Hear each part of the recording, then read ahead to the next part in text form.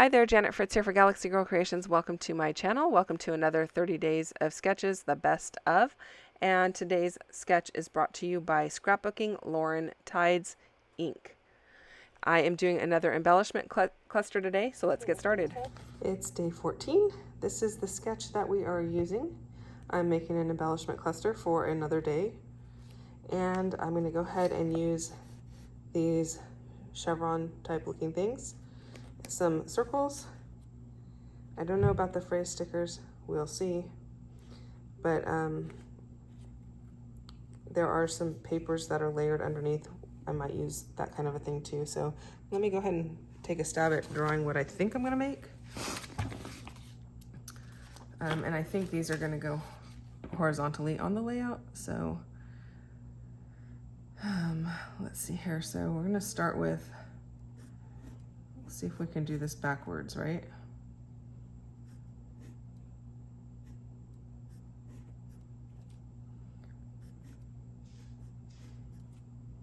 These are poorly drawn arrows, but you get the point. Okay, I'm gonna have a strip of paper that they all adhere to kind of hold them in place. And then I think there will be a larger piece, and I haven't decided if the larger piece is going to go, if the line should be up here and these are going to be like inside the larger piece, or if these are going to be hanging over. I haven't decided that yet. So we're going to draw it this way, and if I change my mind, I change my mind. So it might end up being a taller piece of paper. And then I think we're going to go with a circle here, and maybe some other circles like this.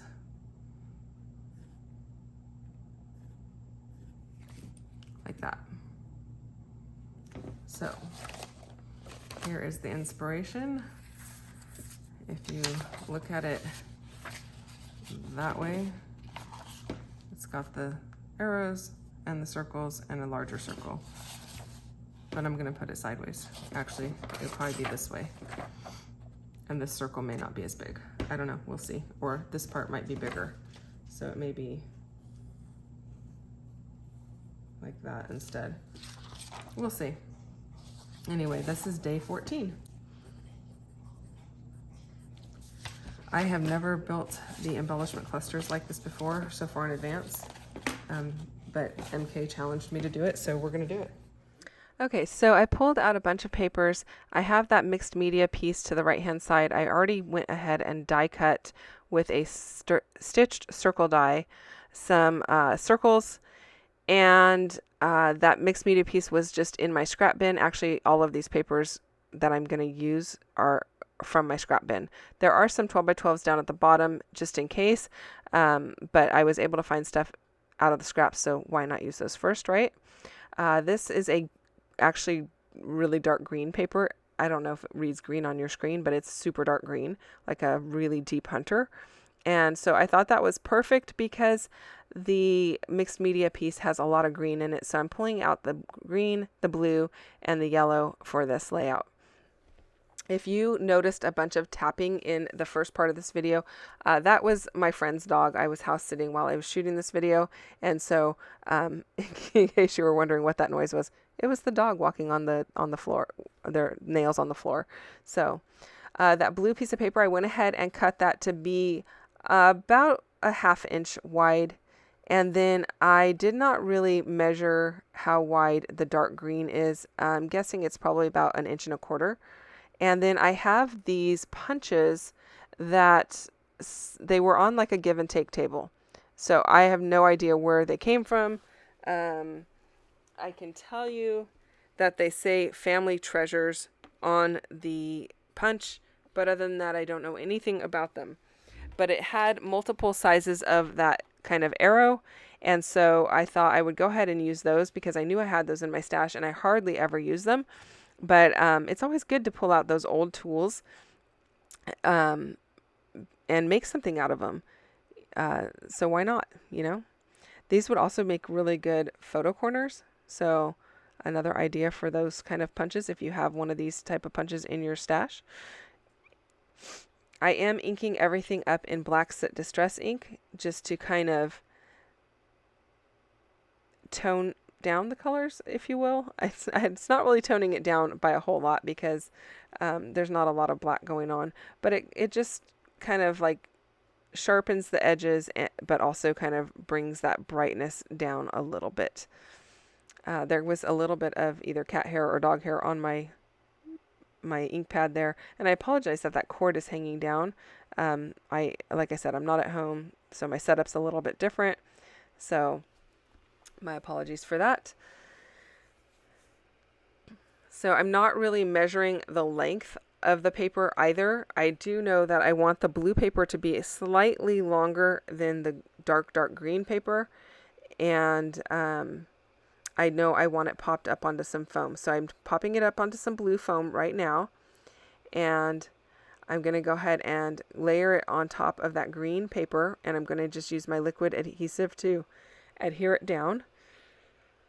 And then I do need to ink up all of these arrows.